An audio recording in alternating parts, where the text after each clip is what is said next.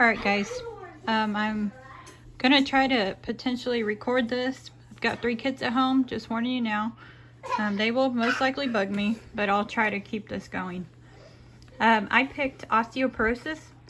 So my slideshow is osteoporosis, a look into the disease. What exactly is osteoporosis? Osteoporosis, or porous bone, is a disease characterized by a low bone mass and structure deterioration of bone tissue, leading to bone fragility and an increased risk of fractures on the hip, spine, and wrist. Men as well as women are affected by osteoporosis, which is a disease that can be prevented and treated, somewhat anyways. In the United States, more than 53 million people either already have it or are at high risk for low bone mass. So here's a picture of the healthy bone. Don't mind my bad looking nails from COVID. And here is a picture of the low bone mass with osteoporosis already setting in. Some quick facts about osteoporosis. It's really common. In 3+ million cases in the US every year. No known cure, but treatments help manage it. Some, I guess. Often requires lab tests or imaging. It can last several years or be lifelong. Stupid fly. Most common in females just because of menopause and estrogen problems. It's most common in age 50+. The family history may increase likelihood, and urgent medical attention is recommended in severe cases. Okay,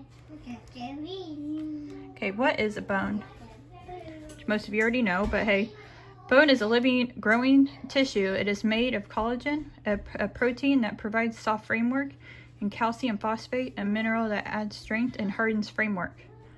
The combination of collagen and calcium makes bone both flexible and strong, which in turn helps bone to withstand the stress. More than 99% of the body's calcium is contained in the bones and teeth. The remaining 1% is found in the blood. Throughout one's lifetime, old bone is removed and new bone is added to the skeleton. During childhood and teenage years, new bone is added faster than the old bone is removed. As a result, bones become larger, heavier, and denser.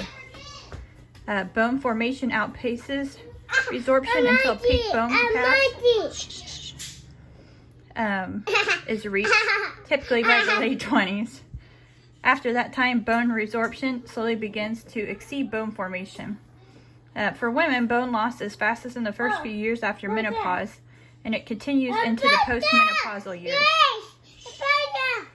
Osteoporosis, which mainly affects women but may also affect men, will develop when bone loss occurs too quickly or when bone formation occurs too slowly.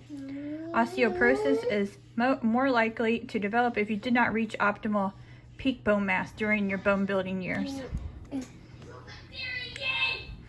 Some risk factors associated with it. Certain risk factors are linked to the development of osteoporosis and contribute to individuals' likelihood of developing the disease. Many people with osteoporosis have several risk factors, but others who develop the disease have no known risk factors. Some risk factors can and cannot be changed.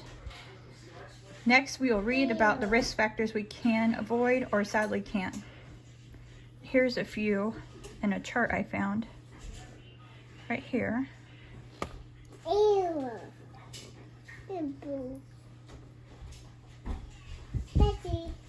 Some risk factors you can't change is the gender. Your chances of developing osteoporosis are greater if you are a woman.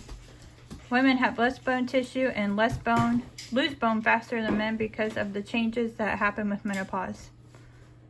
Age, the older you are, the greater your risk of osteoporosis. Your bones become thinner and weaker as you age. Body size, small, thin-boned women are at greater risk. Ethnicity, white and Asian women are at higher risk. African American and Hispanic women have a lower but significant risk. I couldn't find out why. Family history, fracture risk may be due in part to heredity. Some people whose parents have a history of fractures also seem to have reduced bone mass and may be at risk for fractures. Some risk factors you can change: sex hormones, abnormal absence of menstrual periods, low estrogen level, and low testosterone level in men can bring on osteoporosis. Anorexia, characterized by irrational fear of weight gain. This eating disorder increases your risk for osteoporosis. Calcium and vitamin D intake. A lifelong diet in calcium and vitamin D makes you more prone to bone loss. Medication use, certain long-term medications. Your lifestyle, whether you are more sedentary and sit or you're more active.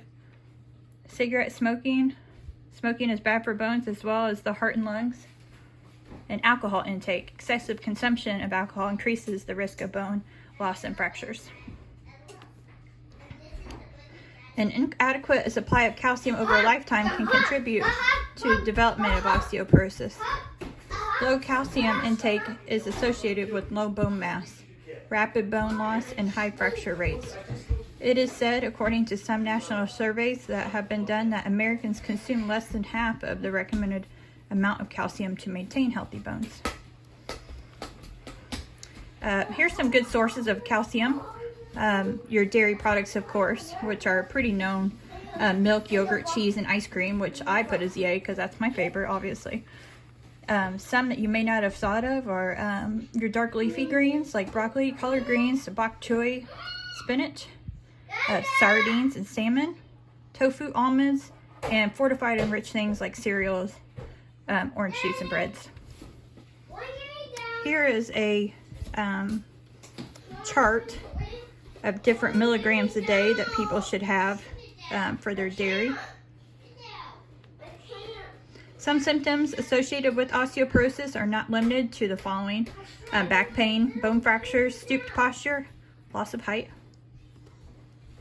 Steroids and other medications, long-term use of oral or ingested medications, such as cortisone, interferes with the bone rebuilding. So it is associated with other medicines also used for seizures, gastric reflux, cancer, and transplant rejection. Some medical conditions. The risk of osteoporosis is higher in people who have certain medical problems, including celiac disease, inflammatory bowel disease, kidney or liver disease, cancer, lupus, rheumatoid arthritis. Some bad habits can increase your risk of osteoporosis. Some examples include a sedentary lifestyle, like I said. If you sit more often than you are active, excessive alcohol consumption, and tobacco use. For diagnosing, a bone density test can be given to measure the density of your bones or to see like the chance of it breaking. They do a bone density test of the hip and spine, but by a DXA machine. DXA stands for dual energy X-ray absorptiometry. I don't really know how to say that for sure. Otherwise it's silent. You don't really know until you have a fracture itself.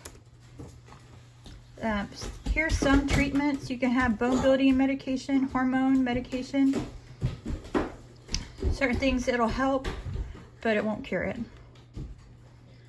The life expectancy of patients when they begin treatment for osteoporosis.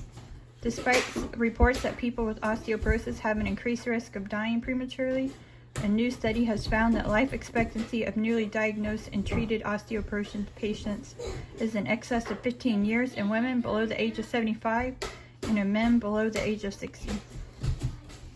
Here's a couple pictures for the end of my slideshow. Here's my list of references. The end. Thank you.